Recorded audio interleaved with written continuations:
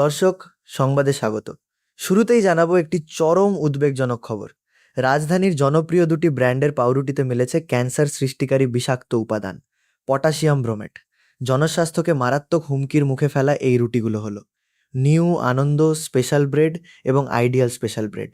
এই বিষাক্ত রুটি বিক্রির দায়ে খিলগাঁও তিলপাপাড়া এলাকার নিউ আমাদের বাজারের মালিক মিজানুর রহমানের বিরুদ্ধে নিরাপদ খাদ্য আদালতে ইতোমধ্যে মামলা দায়ের করা হয়েছে।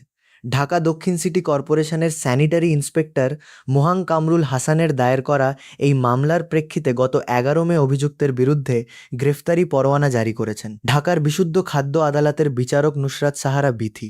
আদালত সূত্র জানিয়েছে, শুধু বিক্রেতা নয়, রুটির উৎপাদক প্রতিষ্ঠান নিউ আনন্দ ও আইডিয়ালের মালিকের বিরুদ্ধেও আইনি ব্যবস্থা নেওয়ার প্রক্রিয়া চলছে। প্রশ্ন জাগতে পারে, কেন মেশানো হচ্ছে এই বিষ?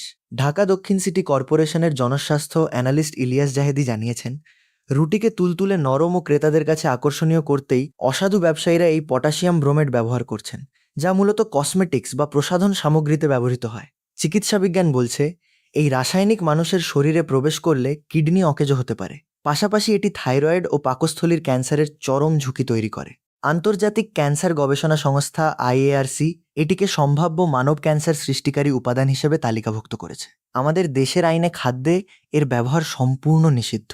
শুধু বাংলাদেশ নয়, ভারত, চীন, কানাডা ও ইউরোপীয় ইউনিয়ন সহ বিশ্বের অনেক দেশেই খাদ্য উৎপাদনে প্রাণঘাতী এই পটাশিয়াম ব্রোমেটের ব্যবহার কঠোরভাবে নিষিদ্ধ।